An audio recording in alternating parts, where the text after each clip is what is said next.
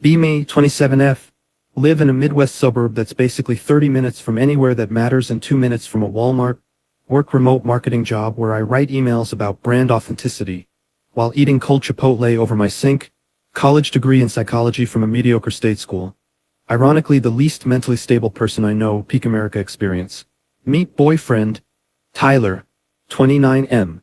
He lives with his mom and sister in a beige 2-story house with an HOA and a flag out front like every other house on the block.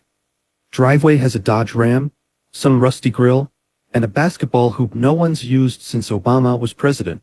Me and Tyler meet at a mutual friend's Super Bowl party. Friend, Hannah, married, already has a mortgage and a Labrador. Basically on new game plus difficulty. Tyler shows up in a hoodie, jeans, and that I peaked in high school football but I'm chill about it energy. Midwest handsome, broad shoulders, scruffy jawline, faint hint of Axe body spray and emotional repression. We talk during halftime. He laughs at my joke about the ads being more interesting than the game. I laugh at his joke about capitalism selling us the illusion of happiness between Doritos commercials. We trauma bond over student loans and parents who think therapy is for weak people in California. We start dating, honeymoon phase speedrun, texting every day, late night calls. He brings me Starbucks randomly. I pretend to like football. He pretends to care about indie music. We both lie just enough to seem compatible. 3 months and he says, "You should come over and finally meet my family." Ah yes, the Midwestern rite of passage. Survive the family dinner boss fight or perish. Pull up to his mom's house. Cul-de-sac. American flag. Neighbors already watching through blinds because nothing else ever happens here. Walk in. Smell of casseroles, Febreze, and unresolved generational trauma. Meet his mom, Carol, late 50s, chunky highlights, cross necklace, calls everyone sweetheart, and honey. Hugs me like we're at a funeral. Sizes me up in 0.3 seconds like a TSA agent for her son's dating life. Then enter the sister, Megan, 25F. Girl boss mixed with Walmart lightning energy.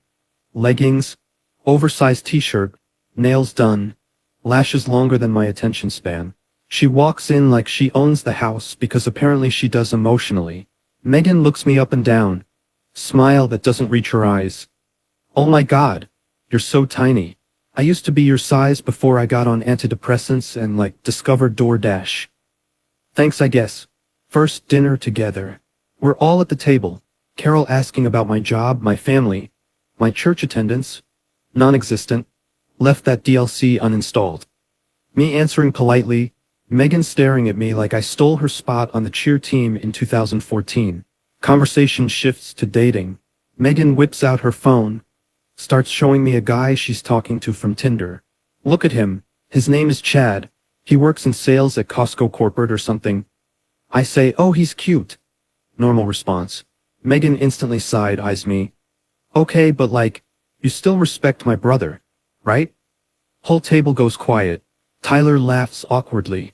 Carol laughs. I laugh, but it's that weird laugh where your soul leaves your body for a second. Internal.exe. What do you mean respect your brother? I literally just said your Tinder man is cute. What is this? Sibling mafia rules? Shrug it off. Tell myself. They're just close. Cope. Months go by. I notice Megan is always there. Like always. We'll be watching Netflix at my apartment. Tyler's phone lights up. Megan. Every single time. She calls to show him where she is. She calls to show him who she's with. She FaceTimes him from Target to show him which throw pillows she's buying. She calls to gossip about her friends. She calls to complain about coworkers. She calls to drag him into drama that could be solved by logging off Instagram. We'll be mid-conversation or cuddling, or literally in the middle of me telling him about my day. Phone rings. Hold on, it's Megan. He answers every time, like she's the CEO of his life and I'm just the unpaid intern. The one that really fried my brain. We're at my apartment, we just hooked up. I'm in that vulnerable post-nut clarity spiral. We're lying there, Tyler's arm around me, my hair a mess, blanket cozy, phone buzzes. Megan FaceTime. He actually answers. Screen shows Megan in a car with her friends. Tyler, look who I'm with. Grown adults yelling like freshmen at IHOP after homecoming. He's laughing, talking, vibing. I'm just lying there like a side quest that got paused. Eventually I'm like, hey, can we have some time where it's just us? He goes, "You're being weird. She just likes sharing her life with me. Not my fault we're close."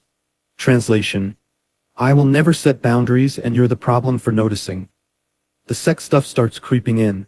Megan is always talking about sex. Like Olympic level oversharing.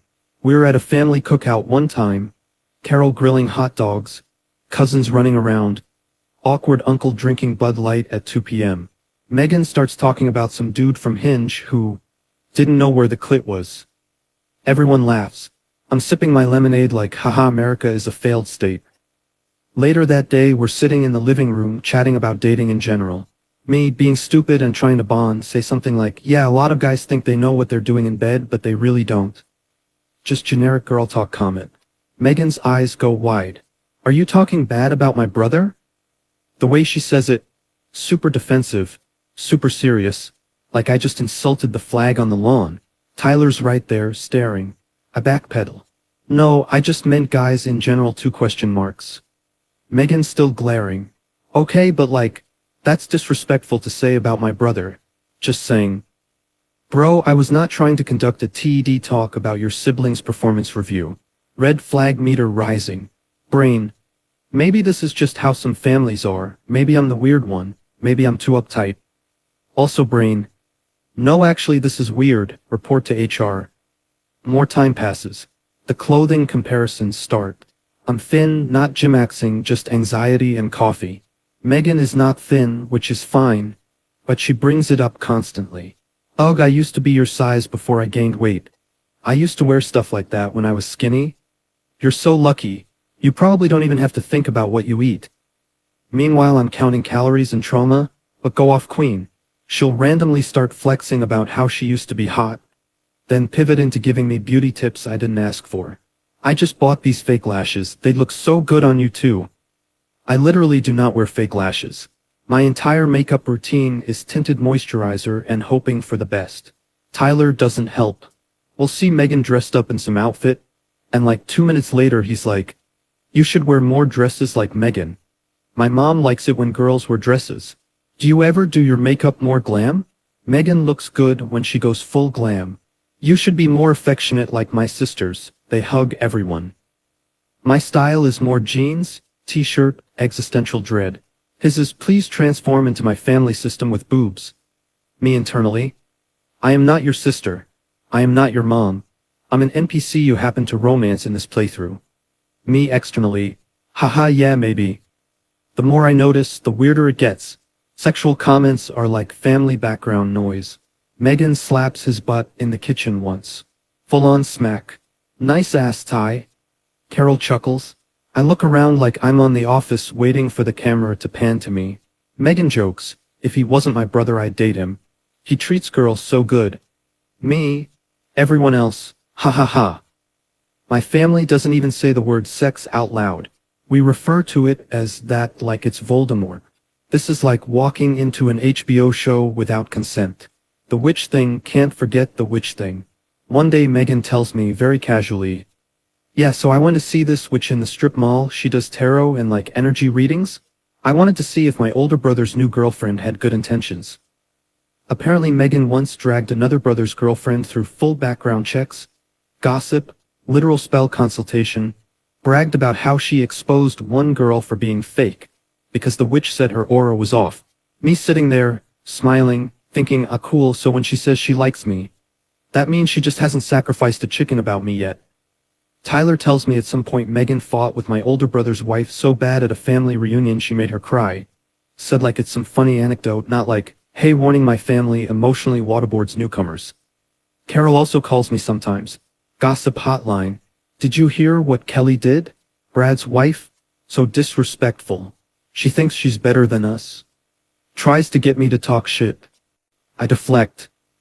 Oh, I'm sure it was a misunderstanding. Translation. I am not getting subpoenaed into this drama court. Tyler's stance. My mom and sister just care a lot. They're protective. You should feel special they're this invested. This is not investment. This is a hostile takeover. Somewhere in year 1 my mental health starts declining. I'm constantly overthinking. Am I being jealous? Am I being controlling? Am I just insecure because my family is distant and closed off? Go to therapy. American healthcare boss battle. $35 copay to cry in front of a woman named Dear Stephanie who wears cardigans and says, "How does that make you feel?" Tell her about the butt slapping, witch consulting, and hickey defending. Dear Stephanie makes that therapist face. So, how does that make you feel? Me. Like I'm being gaslit by the cast of a CW show. She gently suggests enmeshment, family systems, codependency. I Google all of it at 2 a.m. while also scrolling through ADV threads of dudes asking, is it weird to cuddle with my sister? Answer always yes, but you scroll anyway. Cheating arc enters stage left. So relationship is already weird but not catastrophic yet. I'm working at my remote job. Team decides to do an in-person happy hour, so we all go downtown. Classic Midwest city bar. Wooden tables, too many flat screens, craft beer names like Corn-Fed IPA. Coworker there. Ethan, 30M, graphic designer, tattoos, glasses, whole, sad but hot vibe. We've low-key flirted in Slack DMS, but I've been loyalish. I show up sad that day. Tyler and I had just argued over me not trying hard enough with his family. He'd said, "My mom thinks you're cold. My sister doesn't feel like you like them. You should be more affectionate. Hug more. Talk more. Be more like them." Me mentally. You mean unhinged? Me actually. I'm trying. At the bar. Have 2 margaritas on an empty stomach. Ethan asks, "You okay? You seem off." I trauma dump about Carol, about Megan, about butt slaps and witches and his mom wanting me to wear dresses. Ethan just listens, nods, does the "wow that sounds like a lot" thing, which is code for, "this is insane but I'm being polite." One thing leads to another. We're outside smoking. Yes, I vape like a disappointment. Ethan shares a cig. We're leaning against the wall, he looks at me. I look at him. Brain goes quiet for the first time in months. We kiss. It's not fireworks, it's not movie level, it's just simple, like a glitch in my moral matrix. I pull away, instantly regret it, heart pounding. I have a boyfriend. Ethan, I know. I'm sorry. Me, no, I'm sorry. We both just stand there, awkward, then go back inside and pretend nothing happened. I spend the whole Uber home staring out the window like a divorced man in a 90s movie. Overthinking. Okay, it was just a kiss. It's not like I slept with him. It only happened because I was upset. Tyler emotionally cheats on me with his sister's validation daily anyway. Cope stack maxed. I don't tell Tyler. I rationalize it as a mistake fueled by alcohol and emotional neglect. AKA cheating light. KA I am not the protagonist I thought I was. The hypocrisy is not lost on me. I'm mad at his boundaryless family while my own boundaries just took a cigarette break behind a bar. Things keep getting worse. Family gatherings turn into performance reviews. Every time we leave his house. Carol's feedback, Megan's feedback, Tyler's feedback. You didn't talk enough. You should have hugged my sister when she came in. You should wear something more colorful next time. Mom likes that. Why don't you dance with us when we put music on? Bro, I barely danced at prom and you want me to salsa in your mom's living room sober 2 question marks. 1 Thanksgiving. Classic Midwest scene.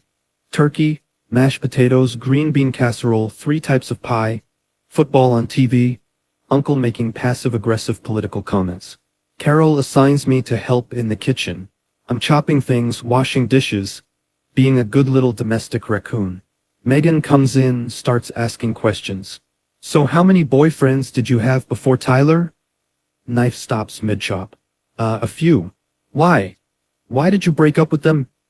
Her tone not curious, more interrogation room chic. I answer vaguely. Just didn't work out. Different priorities? She smirks. So you just leave when it's hard? Carol side-eyeing in the background while mashing potatoes like she's mashing my reputation. Later that night, Tyler pulls me aside. Megan feels like you were being defensive earlier. She's just trying to get to know you. I stare at him. She asked me why all my relationships failed over mashed potatoes. Tyler. Yeah, because she cares if you're serious. Okay, FBI. You know that feeling when everyone around you is acting like something heinous is normal and you start questioning your sanity? That was my permanent state. The sexual jokes keep hitting. Megan talking about sex with Tyler in the room like he's one of her girlfriends. Positions, preferences, guys who suck. Tyler just laughs along. Sometimes adds little comments. My soul slowly crawls under the fridge. Every time I bring it up, hey, it makes me uncomfortable when your sister talks about sex like that around you. My family doesn't really do that. He answers, she didn't mean it like that.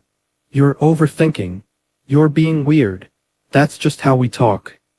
Gaslight, gatekeep, sister boss. I start doubting myself so hard. Go on Reddit, post to relationship subs from burner account. Get replies like, yeah, that's weird. Sounds enmeshed. Run. Feel validated for like 10 minutes. Then hear Tyler's voice in my head. You're being dramatic? Late-stage capitalism coping package? Gym trial? Alcohol? Doom scrolling? Jumbo pack of potato chips from Costco. Try gymaxing. Planet Fitness because it's cheap and purple and judgment-free allegedly.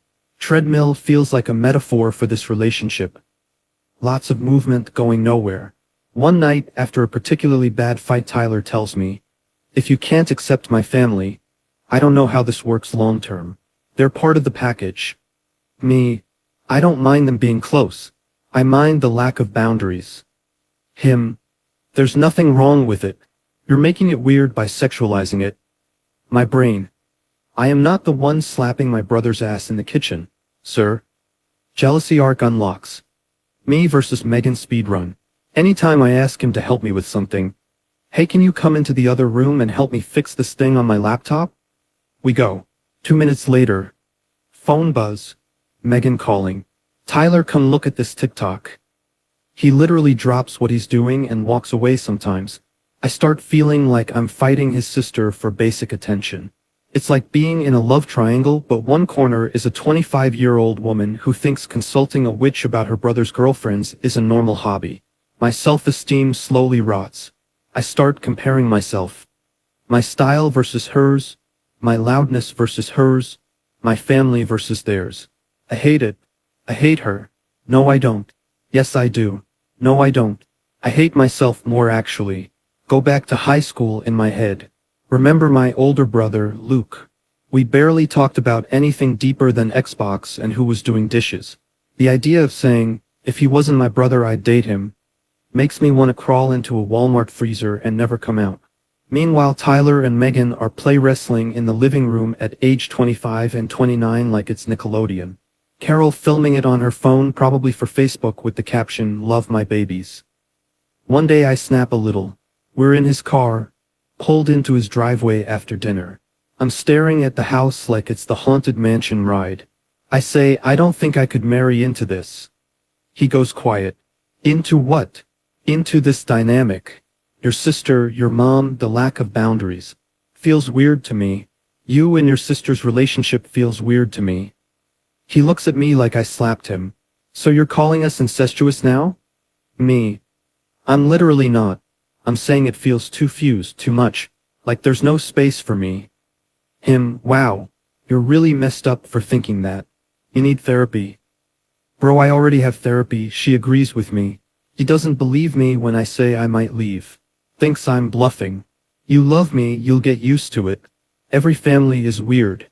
You grew up different. And he's not completely wrong. I did grow up different. Quiet family. No yelling. No but slapping. No witch consults. Just passive-aggressive silence and pretending everything's fine. So yeah, different flavors of dysfunction, but still. Cheating arc 2, this time on his side. Near the 2-year mark, things are tense. We fight more, I cry more, he pulls away more. I start noticing his phone flipped over more often, notifications well managed. He suddenly starts going out more with coworkers. Stays late. Late night work drinks. Classic pre-cheat patch notes. One night, he leaves his phone on the table to go shower. I know I shouldn't, but my brain is a raccoon and the trash is right there. I check. See messages with Lindsay. Coworker. Scroll. Lots of emotional intimacy. Complaining about me. She doesn't get my family. She's always judging Megan. I can be myself around you. Then, last night was so fun. I haven't felt that close to someone in years. My stomach drops to the center of the earth. Scroll more. They cuddled on a work trip. He kissed her. Nothing serious, just got caught up in the moment. Cool, so we both cheated, but he made it sound poetic. I confront him. He deflects. It was just a stupid drunk mistake, it didn't mean anything, you're blowing it out of proportion. Where have I heard that before? Oh right, my own brain using the same lines. The emotional manipulation intensifies. He cries, says you've been distant. My family says you don't even try with them. I felt alone. Lindsay just listened.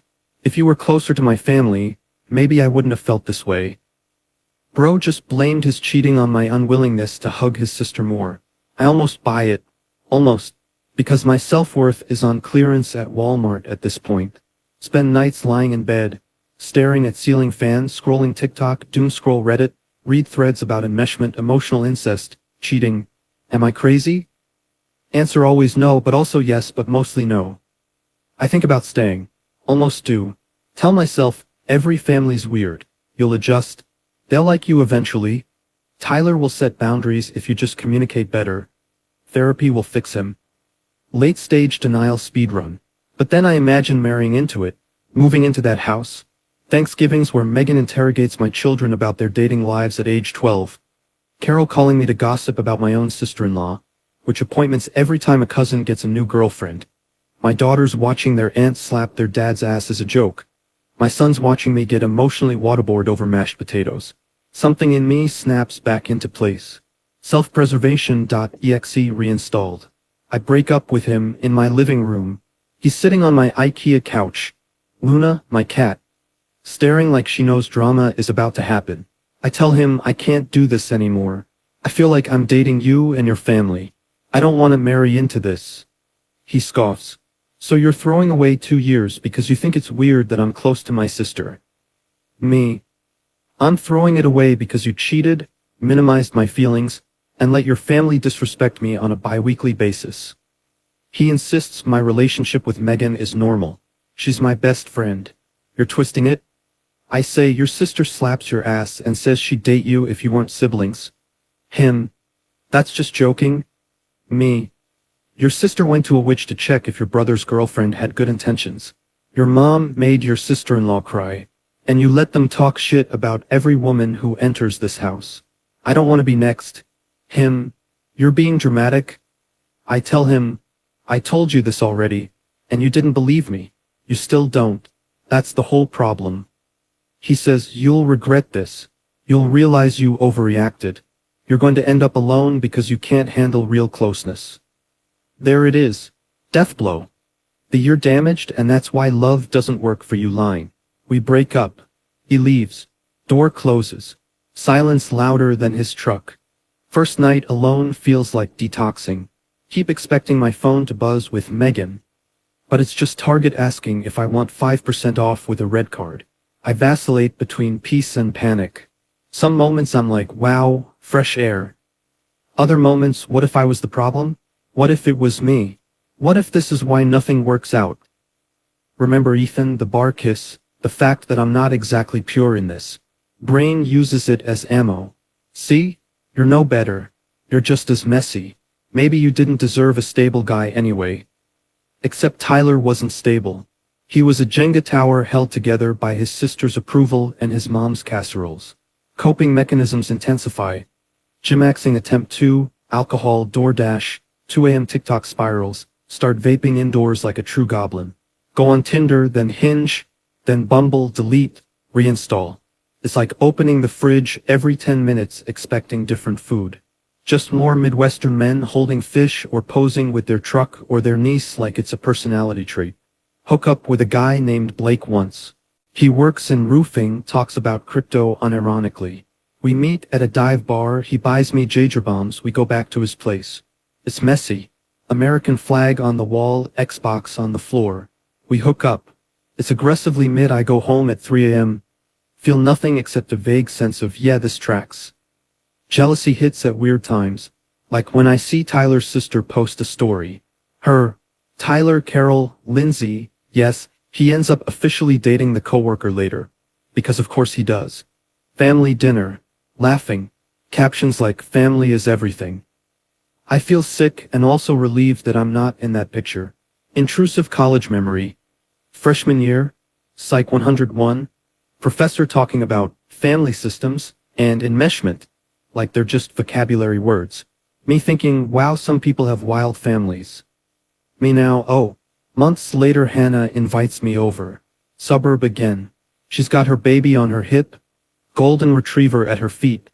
Husband grilling in the backyard. We sit at her island drinking wine from Costco. I tell her everything. The witch.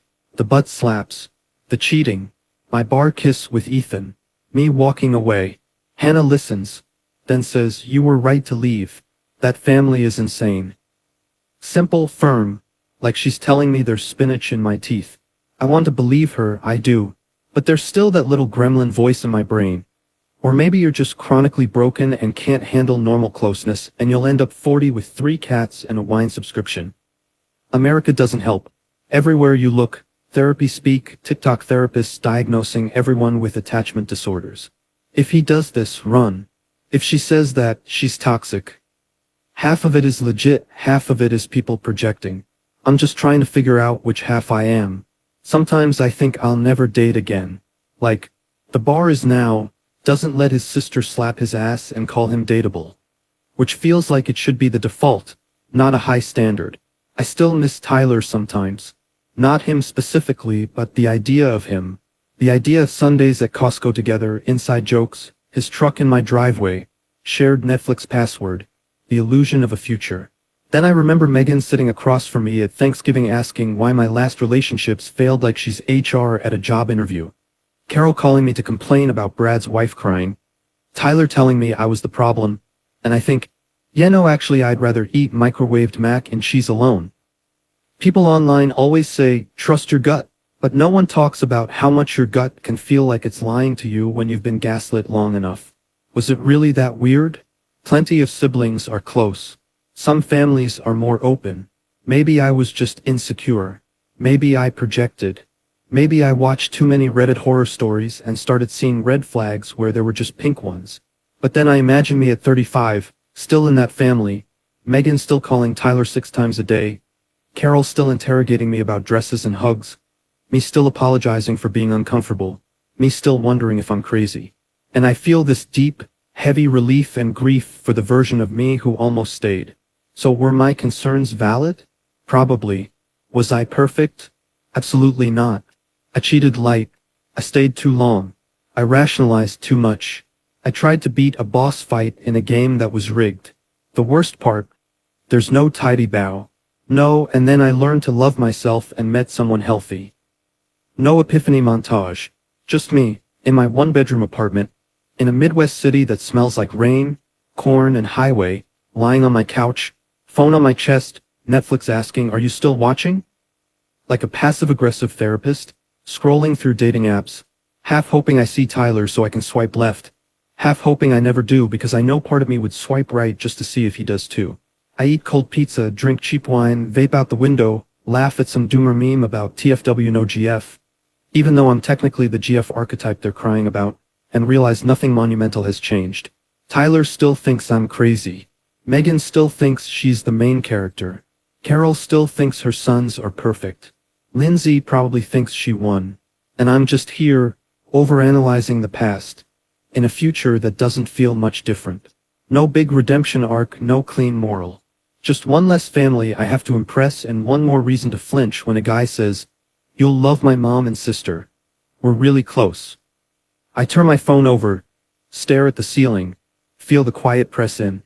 Not good, not bad, just heavy. Maybe I did the right thing. Maybe I ruined something. Maybe both are true. Either way, I'm still here, still confused, still lonely, still scrolling. And the worst part is, I'm starting to get used to it.